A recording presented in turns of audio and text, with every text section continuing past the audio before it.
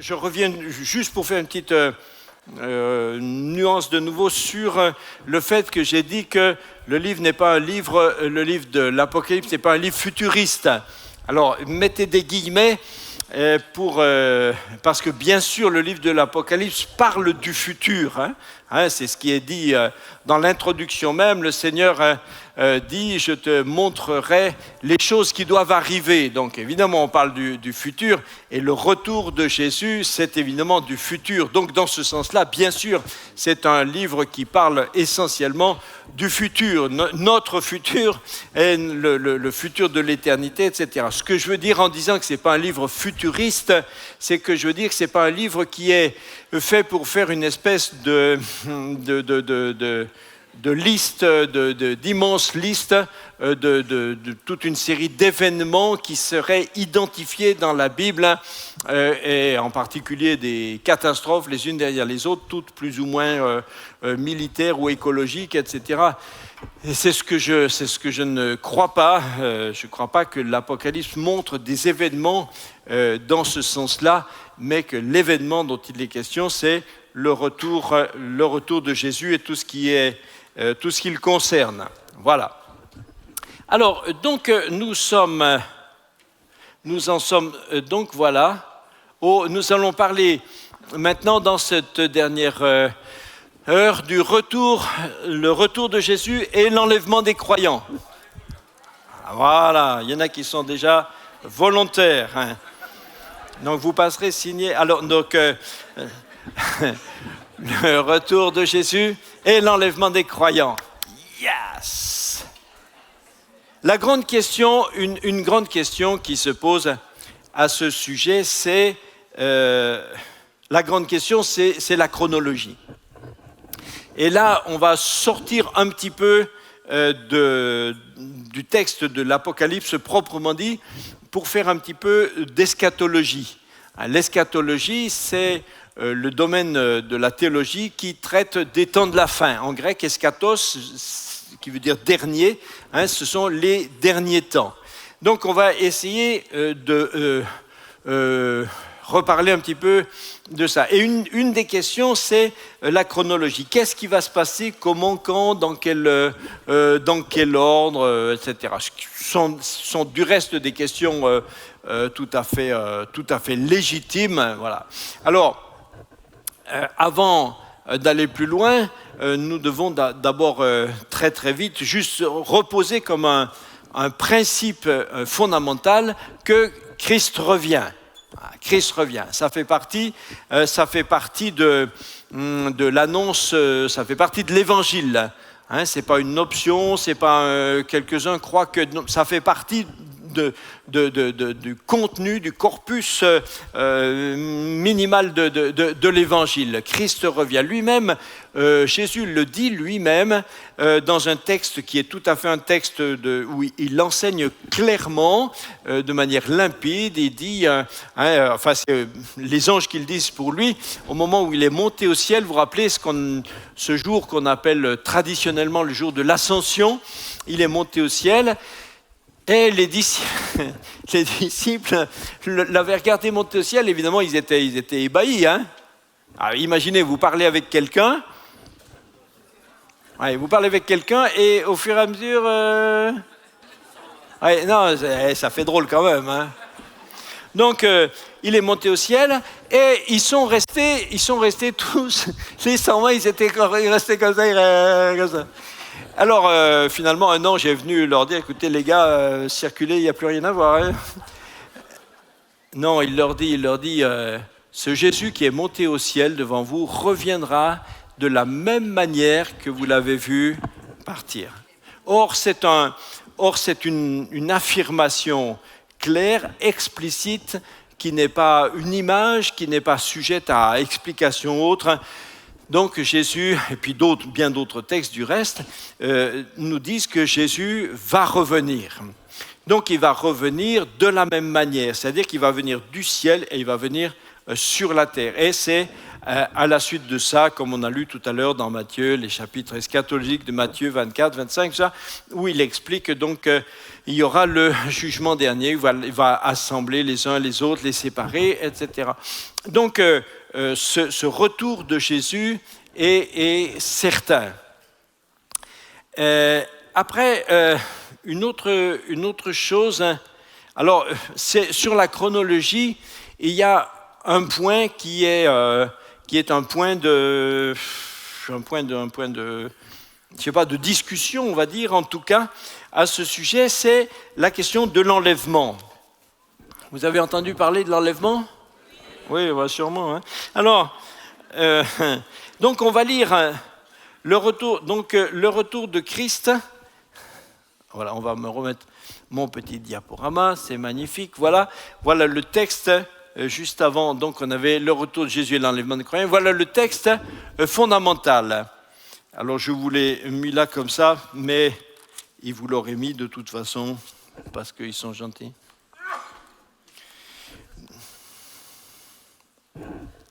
Voilà. Ils ont commencé au verset combien là ?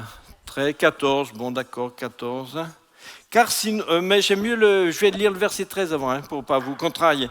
Nous ne voulons pas, frères, que vous soyez dans l'ignorance au sujet de ceux qui sont décédés, afin que vous ne vous affligiez pas comme les autres qui n'ont point d'espérance. Car si nous croyons que Jésus est mort et qu'il est ressuscité, croyons aussi que Dieu ramènera par Jésus et avec lui ceux qui sont décédés. Voici, en effet, ce que nous vous déclarons d'après la parole du Seigneur. Nous, les vivants, restés pour l'avènement du Seigneur, nous ne devancerons pas ceux qui sont décédés. Car le Seigneur lui-même a un signal donné à la voix d'un archange et au son de la trompette de Dieu, descendra du ciel, et les morts en Christ ressusciteront premièrement. Ensuite, nous, les vivants, qui serons restés, nous serons tous ensemble enlevés avec eux sur des nuées à la rencontre du Seigneur dans les airs, et ainsi nous serons toujours avec le Seigneur. Consolez-vous donc les uns les autres par ces paroles. Alléluia. Bien sûr, nous avons hâte de voir Jésus revenir ainsi du ciel et être avec nous pour que nous soyons toujours avec lui. C'est sûr que rien que de nous reparler de ces choses-là, les uns aux autres, nous console déjà grandement, comme le dit Paul aux Thessaloniciens. La question qui se pose, c'est que souvent, il a été expliqué que ce retour de Jésus se ferait en deux phases. Et c'est-à-dire que d'abord, il y aurait, comme on parle ici de l'enlèvement à la rencontre du Seigneur dans les airs, que les croyants seraient enlevés à la rencontre du Seigneur dans les airs, ils vont dans le ciel, ils restent avec lui pendant 7 ans, et puis 7 ans après, ils redescendent. C'est une théorie à laquelle je ne souscris pas, et je vais vous expliquer pourquoi, mais c'est une théorie qui s'appelle le dispensationalisme. Pas facile, hein? Essayez de le redire avec moi. Dispensationalisme. Ouais, vous êtes fort. Hein? Et donc, pourquoi elle s'appelle comme ça ? Parce que cette théorie a été élaborée par J.N. Darby, qui l'avait englobée dans une doctrine dans laquelle il mettait en évidence des dispensations, c'est-à-dire des étapes dans l'histoire du peuple, dans l'histoire de la société humaine, du peuple humain, et ce dernier temps, c'était arrivé à cette dispensation, et puis après le millénium, on va en parler. Donc c'est Darby qui a formulé cette doctrine. Et cette doctrine a ensuite été, donc Darby, pour ceux qui ne connaissent pas trop, c'est en gros c'est 1850 à peu près, et Darby l'a beaucoup enseigné aux États-Unis, et il a convaincu Scofield, hein, et Scofield disposait de beaucoup d'argent, et Scofield a présidé à l'écriture d'une Bible d'études qui s'appelle la Bible Scofield, et cette Bible Scofield a repris les conclusions de Darby, en particulier sur l'eschatologie. Donc c'est cette Bible Scofield qui a très très largement vulgarisé cette approche eschatologique d'un retour de Jésus séparé en deux temps, d'abord l'enlèvement, puis 7 ans après, le retour de Jésus sur la terre proprement dit. C'est grâce à la fortune de Scofield qui a permis cette communication importante. Voilà. Ça c'est pour l'histoire. Mais le problème avec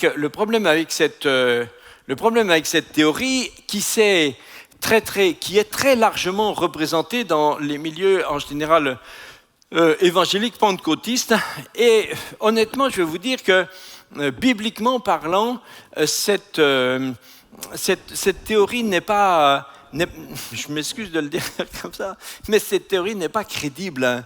Et je vais vous dire tout simplement pourquoi, mais parce qu'elle est écrite dans la Bible nulle part. Vous ne trouvez ça absolument nulle part. Chaque fois que je trouve quelqu'un qui me dit croire à ça, je lui dis mais pas de problème, moi j'y crois tout de suite, il faut juste me montrer où c'est écrit. Mais le fait est, c'est que personne n'a jamais pu montrer où c'est écrit. C'est une construction intellectuelle, mais qui n'est justifiable par rien. Ce que Darby l'espace que Darby a imaginé entre l'enlèvement des croyants dont on vient de parler ici, qui est très réel dans 1 Thessaloniciens 4, cet espace de 7 ans existe nulle part. Alors il a allégué dans le livre de Daniel, au chapitre 9, où il y a cette fameuse vision des semaines, et il imaginait qu'il y avait un espace entre la 69e semaine de Daniel 9 et entre la 69e et la 70e, et que cet espace-là représente toute l'histoire de l'Église, donc plus de 2000 ans, et ces dernières années, ce dernier groupe de 7 ans se trouve là. Mais quand vous lisez le livre de Daniel, pour imaginer tout d'un coup qu'au milieu d'une phrase, à l'endroit d'une virgule, cette virgule représente 2000 ans, et pas 2000 ans de rien, 2000 ans de toute l'histoire de l'Église, sans aucune attestation d'un du tout, on est obligé quand même de se poser des questions. Donc, la doctrine elle-même est basée sur rien de palpable. Mais presque plus déroutant, c'est qu'en fait, Darby n'a pas lui-même réellement inventé cette doctrine. En fait, c'est en 1790, je crois, un auteur, un jésuite espagnol, qui écrivait en tout cas sous le pseudonyme de Ben Ezra, c'est lui qui a formulé pour la première fois l'hypothèse d'un l'enlèvement secret des croyants. C'est-à-dire les croyants sont enlevés, tout d'un coup, ils disparaissent comme ça. Dans les films, c'est bien fait. Hein, dans les films. Et c'est un jésuite espagnol qui, par ailleurs, a écrit d'autres, qui avait écrit des volumes très considérables sur, je ne sais plus comment. Bon, allez, je passe sur ça. Mais dans lesquels il y a des choses totalement anti-bibliques. Et ensuite, c'est une dame d'une église qu'on appelait irvingienne, une madame, je ne sais plus quoi, MacDonald, rien à voir avec... Et donc, cette dame a eu aussi une vision et elle a conforté ça. Et alors, Darby a repris ça et c'est lui qui a formulé cette théorie de l'enlèvement secret des croyants, et séparé du retour de Jésus proprement dit. Il y avait de grandes discussions à l'époque pour savoir cet espace, c'est combien de temps? Et un des auteurs, un des principaux protagonistes de cette théorie, lui avait imaginé que c'était, je ne sais plus, je crois que c'était 1260 jours, il avait repris le de façon littéraliste, mais en son temps. Bon, 3 ans après, comme rien n'est arrivé, bien sûr, les gens étaient déçus. Et puis d'autres disaient c'est 3 ans et demi, etc. Darby a mis tout le monde d'accord, elle a dit non, c'est 7 ans, c'est dans Daniel 9. Bon. Mais c'est une construction hypothétique. Maintenant, ça c'est juste pour vous dire quelle est l'origine de cette doctrine. Il faut quand même juste bien savoir que depuis le début des 2000 ans de l'histoire de l'Église, jusqu'à Darby, personne n'a jamais cru ça. Alors quelqu'un pourra peut-être me dire, oui, avant ils n'avaient pas bien compris, et c'est maintenant, dans les derniers temps, qu'on se met à mieux comprendre. Écoutez, moi je suis un peu étonné quand même que pendant 1850 ans, personne n'a réussi à comprendre les choses de cette façon-là. Et je vous mets au défi de me trouver une personne sur la terre qui aurait pu arriver à cette conclusion eschatologique juste en lisant la Bible. On ne peut arriver à croire ces théories-là que parce qu'on a été au bénéfice, si on peut dire, de gens qui nous l'ont apporté. C'est tellement pas écrit dans la Bible et peu naturel que personne n'y arrive jamais par lui-même. Voilà, je passe sur l'origine de la doctrine. Maintenant, si nous revenons dans 1 Thessaloniciens 4, je voudrais juste revenir avec vous sur le verset 17. On revient sur le verset 17. Est-ce que cet enlèvement est... alors le verset 17, je vous le relis. Ensuite, nous les vivants qui seront restés, nous serons tous ensemble enlevés avec eux sur des nuées à la rencontre du Seigneur dans les airs, et ainsi nous serons toujours avec le Seigneur.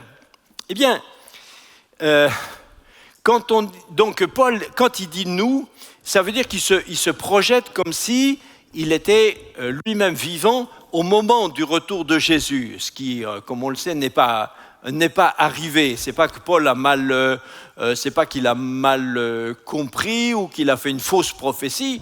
C'est seulement qu'en écrivant, il se projetait plus loin. Bon, mais en tout cas, donc au moment où ce que le texte dit, c'est que quand Jésus revient, l'Église est enlevée à sa rencontre. Qu'est-ce que ça veut dire en français? Ça, c'est juste la sémantique française. Qu'est-ce que ça veut dire quand on va à la rencontre de quelqu'un?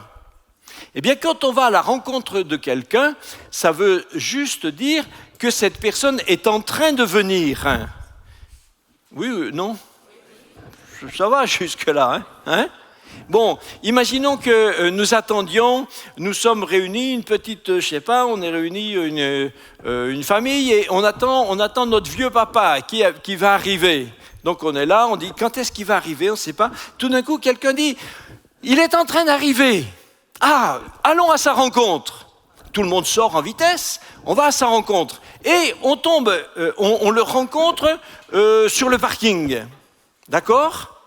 Une fois qu'on le rencontre sur le parking, qu'est-ce qu'on va faire? On va lui dire bonjour, on va lui faire un câlin, un gros bisou, ou on lui serre la pince, bref. Et une fois que tout ça est fait, qu'est-ce qu'on fait? Eh bien, on revient ici. Parce que nous sommes allés à sa rencontre. Ça va ou non? Ce que le texte dit, c'est les croyants sont enlevés à la rencontre du Seigneur. Si on va à la rencontre du Seigneur, c'est que c'est lui qui vient. D'accord? Donc l'enlèvement veut dire que les croyants vont à la rencontre du Seigneur, ils se rencontrent parce qu'il vient. Alors que la théorie dispensationaliste dit le contraire, le contraire de ce que le texte dit. Elle dit que le Seigneur vient, l'Église vient à sa rencontre et après le Seigneur les enlève. Alors le texte ne devrait pas dire qu'ils sont allés à la rencontre du Seigneur, mais que le Seigneur est allé à la rencontre de l'Église. Ça va ou non? C'est compliqué, hein? Non, c'est pas compliqué, mais c'est juste pour montrer comment, en transformant quelquefois, en prenant quelquefois un bout de texte à l'envers, on lui fait dire autre chose que ce qu'il dit. L'enlèvement secret de l'Église. Alors bien sûr, vous avez peut-être vu des films, et ça c'est la puissance de l'image, c'est à la fois extraordinaire, c'est pédagogique, mais si c'est faux, c'est drôlement redoutable. C'est que vous avez des films dans lesquels on a montré donc cet enlèvement secret, la vie va son cours, et puis tout d'un coup, c'est l'enlèvement des chrétiens, c'est-à-dire que les chrétiens disparaissent, ils s'en vont comme ça, et ils disparaissent. Alors celui qui était chauffeur de bus, c'est embêtant parce que tout d'un coup, il n'y a plus de chauffeur. Alors je ne vous dis pas dans un avion, hein, mais donc, ou dans une voiture, etc. Bon. Et donc des millions. Alors dans les films, ça fait des films magnifiques. Hein, c'est avec quelques effets spéciaux, c'est extraordinaire. Hein. Et donc vous voyez les gens qui disparaissent et les autres sont là. Mais où sont-ils? Il en manque quand même 500 millions. Bon. Alors, mais c'est une invention. Nulle part, le Nouveau Testament nous dit que le retour de Jésus se fait de façon en deux temps, ni de façon secrète. Ça n'existe pas nulle part. Tous les textes nous parlent très clairement de ces choses-là d'une façon tout à fait différente.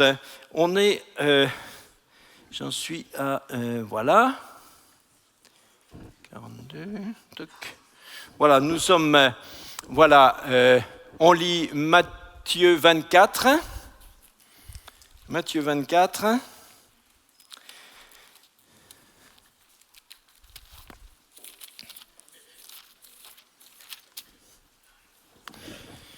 Matthieu 24, 29. Aussitôt après ces jours de détresse, le soleil s'obscurcira, la lune ne donnera plus sa lumière, les étoiles tomberont du ciel, les puissances des cieux seront ébranlées. Alors le signe du Fils de l'homme paraîtra dans le ciel. Toutes les tribus de la terre se lamenteront et elles verront le Fils de l'homme venant sur les nuées du ciel avec puissance et une grande gloire. Il enverra ses anges avec la trompette retentissante et ils rassembleront ses élus des quatre vents, d'une extrémité des cieux à l'autre. Vous voyez qu'ici, le verset 31 parle d'un enlèvement, puisque les anges rassembleront ces élus des quatre vents depuis une extrémité des cieux à l'autre, pour rassembler sur la terre tous les enfants de Dieu en un même point, d'une manière instantanée. Il faut les prendre et les enlever. Il n'est pas dit qu'ils vont organiser des charters, par train, par bateau, je ne sais pas quoi. Ils vont les rassembler tous en un moment. Et ceci, c'est la même chose, c'est le même enlèvement et c'est le même événement que celui de 1 Thessaloniciens 4 dont on a parlé. Et vous voyez que bien que cet événement se fait d'une façon visible, toutes les tribus de la terre se lamenteront. Et elles verront le Fils de l'homme venant sur les nuées du ciel avec puissance et une grande gloire. Et ici, dans Matthieu, on voit très bien que cette venue de Jésus se fait avec l'enlèvement des croyants et que ces croyants viennent à sa rencontre parce qu'il vient sur la terre. Ça m'est arrivé très rarement, mais c'est une des rares fois dans ma vie vraiment où je peux dire que ce passage, ça a été pour moi comme une révélation. Je me revois encore, je réfléchissais. J'étais couché, c'était tard, j'étais couché et j'avais encore travaillé sur ça, réfléchi, et je réfléchissais. Et tout d'un coup, là dans mon lit, tout d'un coup, c'était évident. Tout d'un coup, je me suis dit, mais l'enlèvement de Matthieu 24, c'est le même, c'est l'enlèvement de 1 Thessaloniciens 4.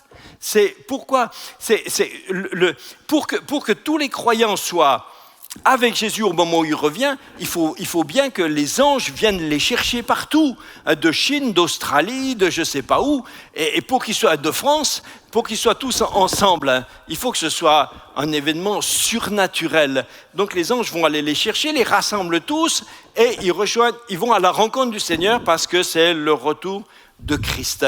C'est un seul et même événement. Il n'y a pas 36 enlèvements. Il n'y en a pas un au moment où l'Église partirait dans le ciel, je ne sais où, toute seule, et pour attendre. Et puis un autre enlèvement au moment où Jésus revient lui-même.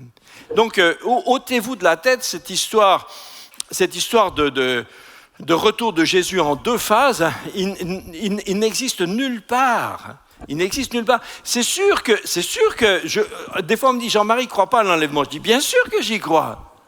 Mais j'y crois comme il est écrit. J'y crois comme étant le temps où l'Église est enlevée à la rencontre du Seigneur qui vient, qui arrive. Alors, si vous acceptez ça, alors toutes les autres difficultés au sujet de l'eschatologie, enfin pas toutes, mais beaucoup de difficultés tombent d'elles-mêmes parce que du coup tout redevient logique et normal. Et c'est pour ça qu'il dit que ceux qui étaient morts en Christ vont ressusciter. Ils ressuscitent avec des corps glorieux. Ceux qui étaient déjà morts, et qui étaient avec le Seigneur dans le ciel, quand ils vont revenir, ils vont être changés, leur corps va ressusciter, parce que nous, comme dit Paul, en disant nous, en pensant à la génération qui sera vivante à ce moment-là, ceux qui seront vivants au moment du retour de Jésus, ils vont être transformés, instantanément, nous n'aurons plus nos corps fatigués, vieillis, je ne sais pas quoi, enfin bon, un peu endommagés, mais nous allons recevoir un corps glorifié. Donc ceux qui étaient morts en Christ avant et dont les corps sont encore dans les tombeaux, ceux-là, ils vont récupérer aussi leur corps qui sera glorifié. Donc ils seront tous pareils.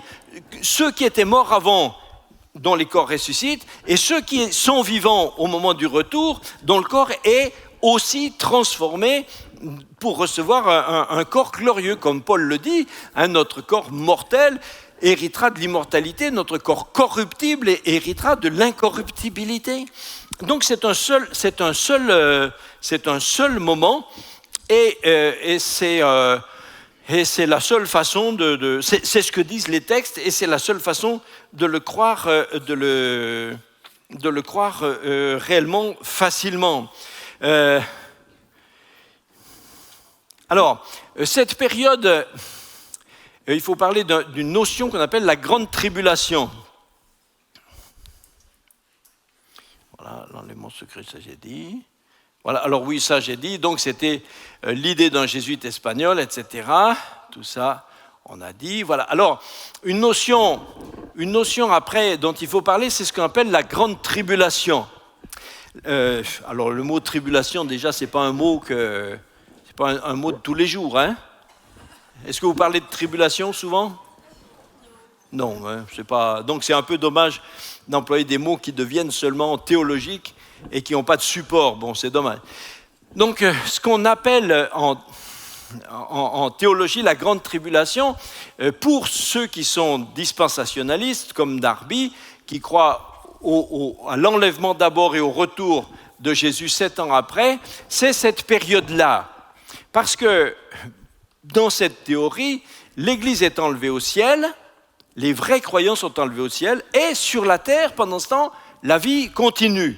Mais elle continue d'une façon qui très rapidement devient dramatique, cataclysmique, hein, et c'est l'Antichrist qui prend le pouvoir. Les chrétiens sont atrocement persécutés, et c'est donc la grande tribulation. Ceux qui étaient tièdes n'ont pas été enlevés parce qu'ils n'étaient pas assez bien, et donc ils doivent maintenant payer leur salut au prix quasiment de leur vie, d'un sacrifice de leur vie. Déjà dans cette doctrine, il y a un côté élitiste évident et qui n'est pas du tout compatible avec l'esprit de l'Évangile. Bien sûr, ceux qui prêchent ça partent toujours du principe qu'eux, en tout cas, ils sont assez bons pour être enlevés. Mais c'est un genre de doctrine qui met un poids, un fardeau, une accusation, une culpabilité dans le peuple de Dieu. J'ai entendu je connaissais un prédicateur que je n'approuvais pas, qui pouvait interpeller un auditoire. Quand il prêchait sur ça, il disait par ici, en tout cas j'ai la conviction qu'il n'y a pas au moins pas 50% des gens qui seront enlevés le jour où Jésus revient. Donc tout le monde se regarde et dit...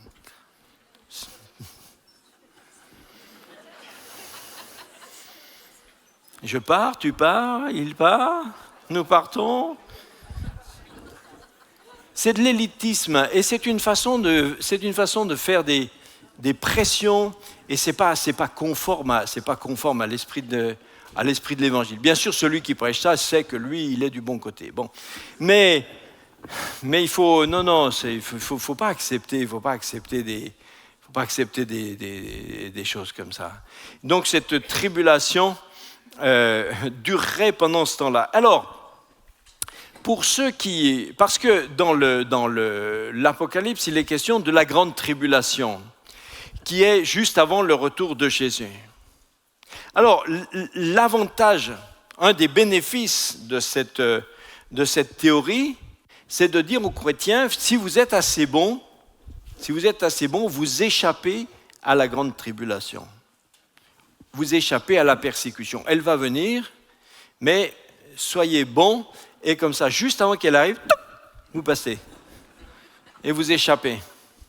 Et donc, pour beaucoup de chrétiens qui croyaient à cette théorie, une des motivations, c'était pas connaître la gloire de Jésus, c'était une préoccupation très, très personnelle.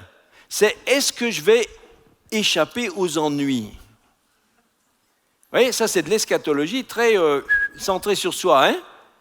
Et l'idée c'était de dire, on croit ça parce qu'on espère échapper à la tribulation. Mais le monde entier, l'Église est appelée à souffrir pour Christ. Hein? Encore une fois, c'est parce que dans notre monde occidental un peu surcoucouné, nous avons perdu de vue qu'être chrétien, ça incluait la possibilité de devoir souffrir pour le Seigneur. Mais si vous demandez aux chrétiens, je ne sais pas, en Afghanistan, en Corée, au Vietnam, je ne sais pas, dans le nord du Nigeria, si la grande tribulation va venir ou pas, ils vous regardent avec des yeux comme ça, ils disent « Mais vous croyez qu'on est où là ?» Ils sont dedans.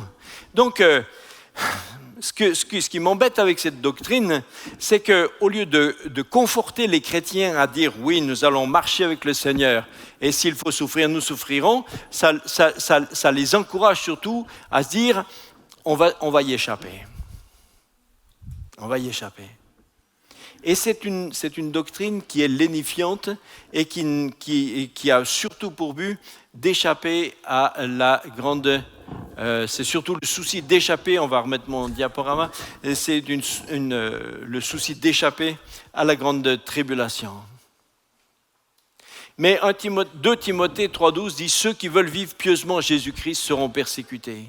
Paul n'imaginait pas que l'Église puisse vivre sans avoir souffrir pour le Seigneur. Ça fait partie de l'Évangile. Et c'est ce que Jésus lui-même a dit. Jésus dit dans Jean 15, 20, « S'ils m'ont persécuté, ils vous persécuteront aussi. » Je crois que lorsque l'Apocalypse parle de la grande tribulation, ce n'est pas à propos d'une période particulière qui viendra à la fin des temps, c'est pour parler de l'histoire de l'Église. L'histoire de l'Église dans l'Apocalypse, c'est l'histoire des enfants de Dieu qui ont été persécutés. C'est pourquoi le Seigneur vient pour leur faire justice. Encore, donc je crois qu'il est plus urgent de préparer l'Église à une consécration plus coûteuse que de formuler des doctrines rassurantes. Il est plus temps pour nous de nous demander où nous en sommes et vers quel temps nous allons, plutôt que d'essayer de nous rassurer par des doctrines qui nous diront qu'on a été suffisamment, que Dieu nous a trouvés tellement merveilleux qu'il va nous faire échapper à tout. Ce sont des erreurs. C'est des erreurs. C'est plus intéressant de se dire comment allons-nous être forts? Est-ce que nous serons capables? Est-ce que nous serons d'accord de vivre avec le Seigneur jusqu'au bout? Mais dans cette doctrine, il y a un deuxième point qui, lui, pose encore un problème plus grave. Non seulement la première partie, c'est-à-dire, imaginez le retour de Jésus séparé, l'enlèvement séparé de 7 ans avant le retour de Jésus, c'est déjà bibliquement inapplicable. Mais cette doctrine a un deuxième aspect, c'est que le dispensationalisme de Darby était en fait centré non pas sur le sort des croyants, mais sur l'histoire d'Israël. Le but de Darby, c'est de dire il faut rendre à l'histoire d'Israël à Israël son plein développement. Donc cette doctrine ramène les chrétiens sur l'idée que Dieu veut, dans cette période de grande tribulation et après dans le millénium, Dieu veut rétablir Israël. Et ce n'est pas simplement pour eux rétablir Israël en tant que peuple, mais c'est rétablir le culte israélite. C'est rétablir la loi de Moïse. Et je pense que beaucoup de chrétiens qui croient à cette eschatologie ne se rendent pas compte qu'en même temps, ils croient à une doctrine qui est indéfendable, qui est fausse. Les dispensationalistes croient que le but de tout ça, c'est que Israël soit rétabli en tant que peuple de Dieu. C'est-à-dire, c'est l'abolition, c'est revenir en arrière par rapport à ce que Paul a dit lorsqu'il a dit il n'y a plus ni juif ni grec. Dans cette théorie dispensationaliste, après et dans l'éternité, il y a de nouveau des juifs et des grecs. Et ce n'est pas la même chose. Donc ceci est... J'aime pas dire ça parce que j'ai l'air d'être un peu carré, mais bibliquement parlant, c'est une fausse doctrine. Ce n'est pas simplement une conception eschatologique nuancée, on croit plutôt que, etc. Mais là, je pense que c'est une fausse doctrine. C'est croire que l'œuvre de Christ qui a été finie, quelque part, une partie de cette œuvre est mise entre parenthèses et qu'on revient à avant. Mais c'est grave. C'est grave. Ces gens-là pensent, dans cette doctrine, si on me remet le diapo, merci. Dans cette doctrine, on revient, par exemple, à la reconstruction du temple. Parce que pour que le culte israélite soit rétabli, il faut que le temple soit reconstruit. Mais Jésus a parlé de ça. Il a parlé de la destruction du temple et il a dit que le temple serait reconstruit. Comment ? Dans sa résurrection. Jésus dit, détruisez ce temple, il parle du bâtiment, et en 3 jours, je le relèverai dans sa résurrection à lui. Les Juifs ont dit, mais ils ont rigolé, ils ont dit, ça va chez toi ? Ça fait 46 ans qu'on construit ce temple, et toi en 3 jours, tu le relèves. Mais Jésus parlait du temple de son corps. Aujourd'hui, croire que le temple doit être reconstruit, si vous y croyez, moi je m'en fiche complètement. Mais si un bâtiment était reconstruit et qu'on l'appelle temple de Dieu, est-ce que parce qu'on l'appelle temple de Dieu, est-ce que c'est le temple de Dieu ? C'est un bâtiment sur lequel on a écrit temple de Dieu. Mais ce n'est pas parce que vous écrivez sur un bâtiment temple de Dieu que c'est le temple de Dieu. Vous prenez une bouteille vide, vous mettez une étiquette, vous écrivez ce que vous voulez sur l'étiquette. Mais ça ne remplit pas la bouteille. Le temple de Dieu, c'est là où Dieu dit « moi j'habite là ». Et aujourd'hui, Dieu nous a bien expliqué où il habite. Il a dit qu'il habite dans le cœur de tous ses enfants parce qu'ils sont, eux, les temples de son esprit. Pourquoi voulez-vous refabriquer une maison en briques, en pierre, je ne sais pas quoi, pour faire habiter quoi ? Ou alors on n'est plus le temple de Dieu alors ? Non, c'est une conception qui est finie. Même si quelqu'un, je ne dis pas qu'un jour quelqu'un ne construira pas un temple, même sur l'esplanade du temple, et qu'il l'appellera le temple de Dieu. Bon, ça sera au prix d'une 3e guerre mondiale. Bon, mais ça c'est autre chose. Mais même si quelqu'un le fait, même si ce nouveau temple existait, frères et sœurs, à quoi il servira ? On fera quoi avec ce bâtiment ? On met quoi dedans ? Qui y rentre ? On est 1 milliard ou 2 de chrétiens, qui c'est qui y va? On fait un tour de rôle ou... Ça va être long, hein? On y fait quoi dedans? Si c'est le culte israélite, il faut y faire des sacrifices. Mais qui fait les sacrifices? Où est le grand sacrificateur? Il n'y en a plus. Pourquoi? Parce que Jésus nous a dit que c'est lui le grand sacrificateur. Donc reconstruire le temple pour refonder le culte israélite, en soi, ne sert à rien si vous n'avez pas l'arche de l'Alliance, si vous n'avez pas le propitiatoire, si vous n'avez pas le grand sacrificateur, si vous n'avez pas la vache rousse pour faire les cendres sacrées, et tout ça n'existe plus.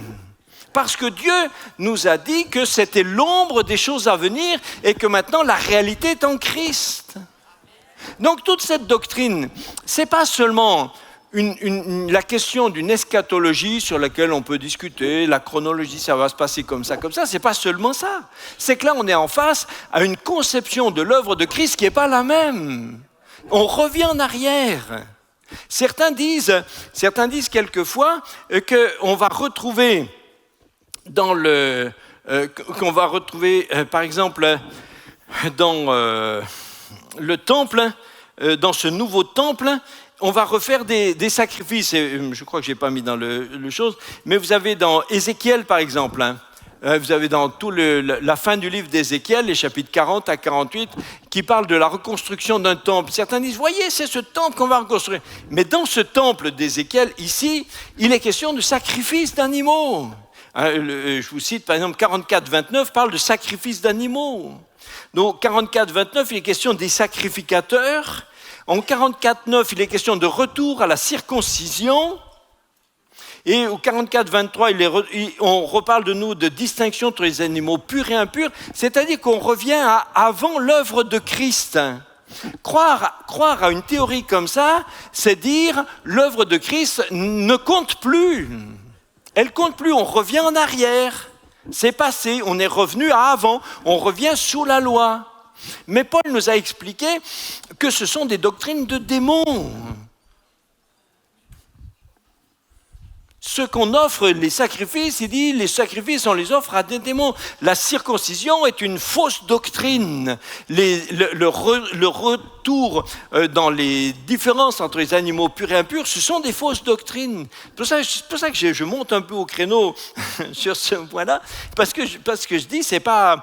je veux ouvrir les yeux du peuple de Dieu pour dire, c'est pas seulement une question de chronologie. C'est une question de qu'est-ce qu'on fait de Christ. Je ne crois pas qu'un nouveau temple sera reconstruit. Je ne le crois pas. Que des gens veuillent le faire. Bah, écoutez, depuis que nous on est convertis, ça fait 50 ans qu'on entend que le temple est prêt à être reconstruit, que des gens l'ont déjà construit, il est tout bâti en kit, les pierres sont taillées, tout est fait, il n'y a plus qu'à la mettre, et on le monte. Bon, mais c'est vrai ou c'est pas vrai, j'en sais rien. Bon, on nous dit ça depuis quand même déjà 40 ans moins. Mais même si quelqu'un le fait, ça change quoi? Frères et sœurs, moi, je ne veux pas revenir à avant. Moi, je ne veux pas revenir à avant le sacrifice de Jésus. Moi, je ne veux pas revenir, je ne veux pas repartir sous la loi. Je ne veux pas revenir sous des choses qui étaient une ombre quand j'ai la réalité. Non, il faut sortir de ces choses-là. Et la Bible ne nous dit pas ça. Tout le Nouveau Testament nous dit clairement que Christ va revenir et que tout œil le verra. Ça, c'est ce qui est écrit partout. Et il nous prendra avec lui. Alléluia. Oh.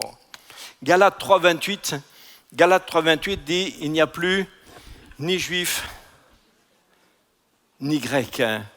Et Paul n'a pas dit, il n'y a plus ni juif, ni grec, jusqu'à ce que.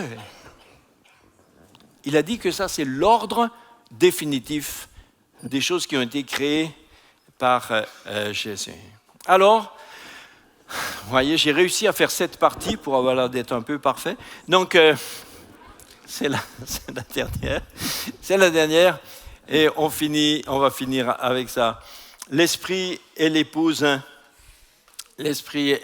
disent, viens, Seigneur Jésus. Viens, Seigneur Jésus.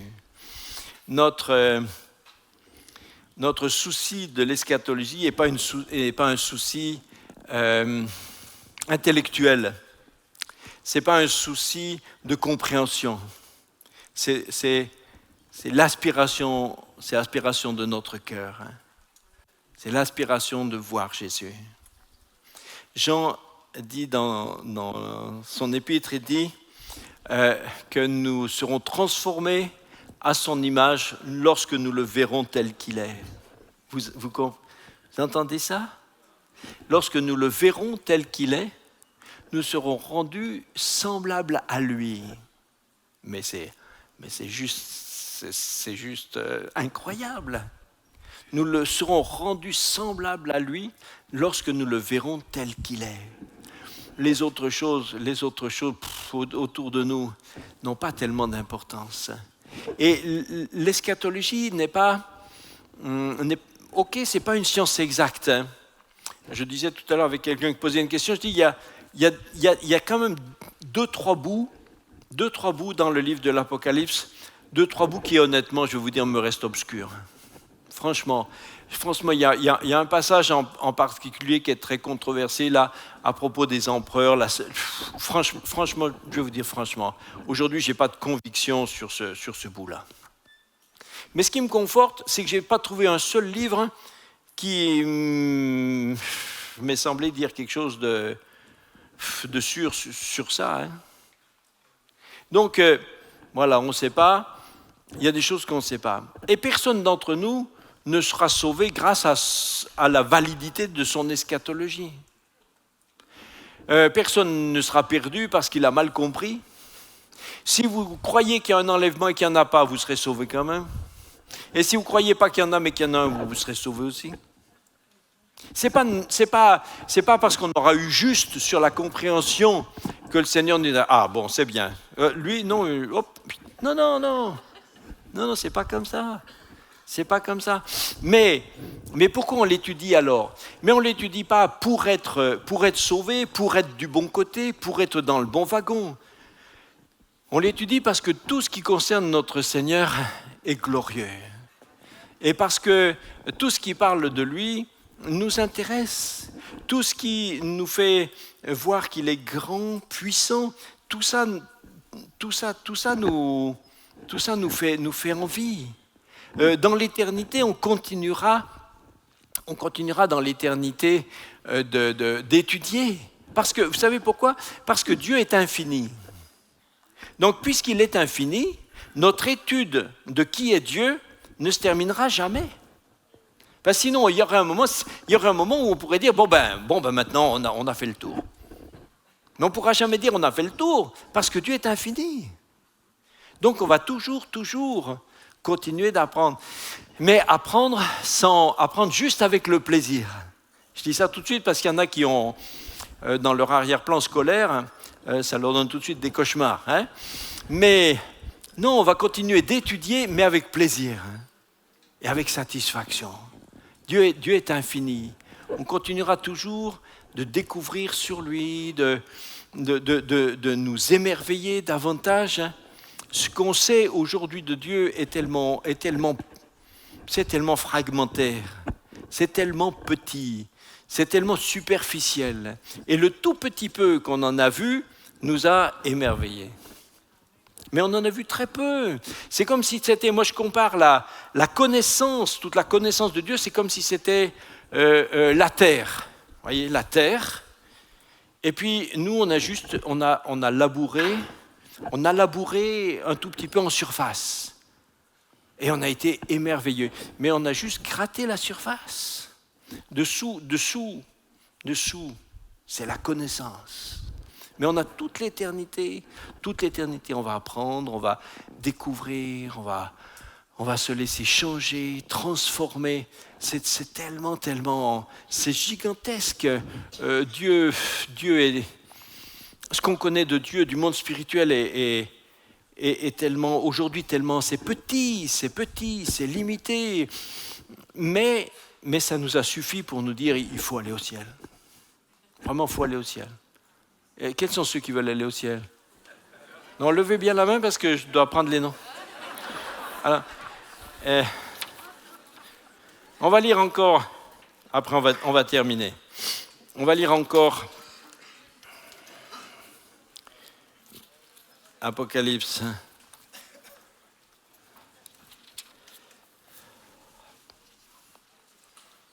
Apocalypse 21. Puis je vis un nouveau ciel et une nouvelle terre, car le premier ciel et la première terre avaient disparu et la mer n'était plus. Et je vis descendre du ciel d'auprès de Dieu la ville sainte, la nouvelle Jérusalem, préparée comme une épouse qui s'est parée pour son époux. Et j'entendis du trône une forte voix qui disait « Voici le tabernacle de Dieu avec les hommes. Il habitera avec eux et ils seront son peuple et lui-même sera avec eux. Il essuiera toute larme de leurs yeux et la mort ne sera plus. Il n'y aura plus ni deuil, ni cri, ni douleur, car les premières choses ont disparu. » Voilà. Rien que d'imaginer un monde, une situation dans laquelle il n'y a plus aucune cause de larmes, aucune cause de chagrin. Même en faisant des efforts d'imagination démesurés, nous avons de la peine à nous imaginer un monde semblable. Mais pourtant, il existe dans le ciel auprès de Dieu. Alors la dernière, peut-être, oui, j'avais oublié de dire un tout petit mot, une dernière question qui avait été posée, c'est à propos du millénium. Parce que l'Apocalypse parle donc d'un règne de 1000 ans, et la question était de dire, est-ce que quand Christ revient, est-ce qu'il doit présider à un règne sur la terre pendant 1000 ans? Voilà, c'est ce qu'on appelle le millénium. Millénium vient de 1000 et cette notion de 1000 ans, il faut souligner qu'elle ne se trouve que dans l'Apocalypse. Aucun livre du Nouveau Testament ne parle du millénium ni de cette condition. Alors certains, comme je vous l'ai dit, tous les nombres dans l'Apocalypse sont symboliques. Donc quelqu'un pourrait dire je crois au règne de Christ sur la terre après sa venue pendant une très très longue période, sans que ce soit vraiment forcément 1000 ans, mais que ce soit une très longue période, ce qui est tout à fait un argument tout à fait raisonnable, entendable. Ok. Mais vous avez d'abord, il faut bien comprendre que au cours de l'histoire de l'Église, cette notion a été rarement développée. Les réformateurs, par exemple, étaient très très hostiles à toute idée du millénium. Luther comme Calvin se sont opposés très vivement à cette idée-là. Et ce qui ne veut pas dire qu'ils avaient raison en tout, hein, mais c'est juste pour dire que c'est pas une doctrine qui s'est imposée dans le cours de l'histoire de l'Église. Hein. Mais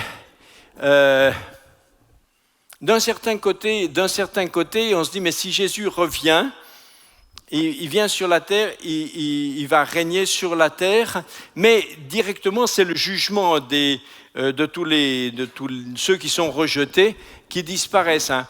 Alors on pourrait se dire que Christ vient pour, pendant une période, régner sur la terre avec les siens et transformer la terre, la faire réussir en quelque sorte. Hein, quand la société humaine a largement dénaturé, corrompu, même notre bonne vieille planète. Et alors on pourrait penser ça. Mais d'un autre côté, vous avez des textes chez Pierre, par exemple, je ne vais pas tout mille les références, mais qui semblent plutôt dire, quand Christ revient après, Pierre dit, les éléments, la création passera, elle passera comme un livre qu'on roule. Donc, certains pensent que le retour de Jésus fera débarrer une période de règne sur la terre, et puis après, on passe directement dans l'éternité. D'autres disent non, tout de suite après le jugement dernier, c'est l'éternité avec Dieu, dans sa présence qui commence, et cette terre disparaît. Écoutez, c'est Ces différences-là ne changent pas notre attente, la nature de notre attente. Et voilà, moi, de plus en plus, je doute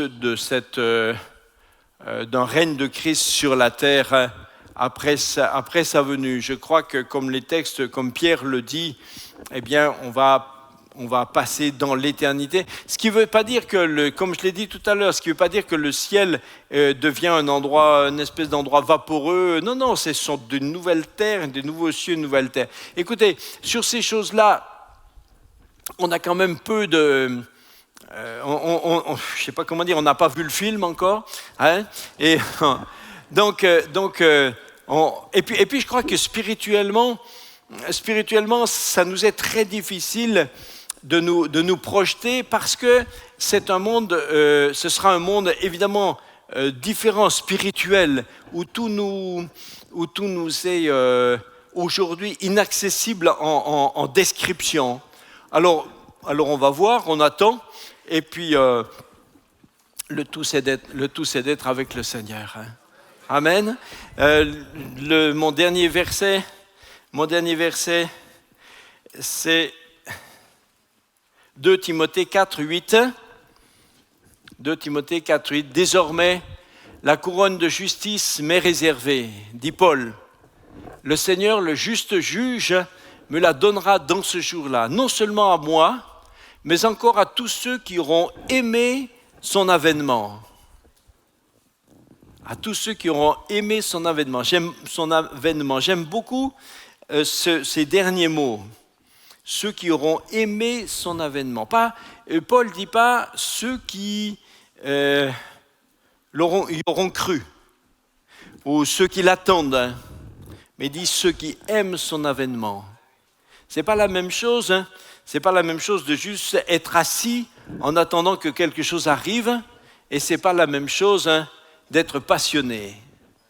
Parce qu'être passionné pour le retour de Jésus, c'est vivre de ça. Comme nous l'avons lu aussi tout à l'heure, hein, c'est puisque nous croyons que nous sommes ressuscités en lui, alors cherchons les choses d'en haut. Ça ne peut pas être juste comme ça, statique. On croit son avènement, alors on croit, puis on l'attend. Non, c'est ceux qui auront aimé son avènement. Nous aimons son avènement, nous aimons sa venue, nous aimons que Jésus vienne. Quand un fiancé sait que sa fiancée va arriver, il aime son avènement. Tous les jours, il y pense, il a un calendrier, il coche dans le calendrier.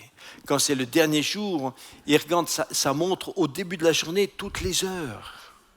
Mais après, il regarde toutes les demi-heures. Et puis après, il regarde toutes les minutes. Et il est à la gare une demi-heure à l'avance. Parce qu'il ne veut pas la rater. Il est là, il aime son avènement. Il ne fait pas autre chose dans les derniers moments jusqu'à ce qu'elle soit là. Et s'il a une photo d'elle dans sa poche, alors chaque fois avant qu'elle arrive, de temps en temps, il regarde la photo. Il arrive dans sa poche. Mais quand elle arrive, il ne regarde plus la photo. Parce qu'avant, c'était seulement l'ombre des choses. Mais maintenant, il a la réalité. Elle est là. En Christ, nous avons des promesses. Elles sont sûres et certaines. Nous aimons son avènement. Nous vivons pour son avènement. Peut-être que nous le verrons revenir du ciel. Peut-être que nous serons de ceux encore qui seront décédés. Mais même si nous sommes décédés, quand il reviendra, nous ressusciterons en Christ pour l'accueillir. Donc de toute façon, on va l'accueillir pareil. Même si vous êtes mort, vous n'avez pas perdu du temps. Vous allez l'accueillir avec les autres. Parce que le Seigneur il va tous nous réunir. Il va rassembler, il y aura l'enlèvement de partout, de toute la terre, il va tous les rassembler ensemble. Et le Seigneur va être là. Alléluia. Merci Seigneur. Merci Seigneur. Merci Seigneur. Gloire à Jésus. Gloire à Jésus. On On va se lever ensemble si vous voulez. On va juste se lever ensemble et on va tous dire ensemble au Seigneur, hein, viens Seigneur Jésus, prions quelques instants. Seigneur Jésus, nous te rendons grâce de nous avoir sauvés d'une telle façon par le sacrifice de l'agneau de Dieu, celui qui a été immolé avant tous les siècles. Hein. Nous te remercions de nous avoir donné de telles promesses, de nous avoir préparé une place dans le ciel. Merci d'avoir fait de nous des enfants de Dieu. Merci de nous avoir préparé, Seigneur, cette éternité où nous verrons la face de Dieu. Dans cette dispensation merveilleuse, hein, où il n'y aura même plus besoin de soleil, parce que la face de Dieu nous éclairera jour après jour, en tout temps. Seigneur, je te prie pour que personne ne soit inquiet des choses qui doivent arriver, mais que nous soyons tellement fondés en toi, que nous soyons prêts à vivre, hein, tout ce que tu voudras que nous vivions. Merci Seigneur, merci parce que tu as dit que si nous voyons que les choses arrivent, se préparent, hein, eh bien tu as dit relevez vos têtes, hein, et réjouissez-vous. Nous nous réjouissons de savoir que tu viens. Nous disons, avec le Saint-Esprit, nous disons viens, viens Seigneur Jésus. L'Esprit et l'épouse disent viens. L'Esprit et l'épouse disent viens Seigneur Jésus. Alléluia. Merci Seigneur. Hein? Amen. Amen. Merci Seigneur. Merci au Seigneur. Il est très grand et très puissant. Je vous remercie, je vous félicite d'avoir été attentifs et patients. Que le Seigneur soit avec vous.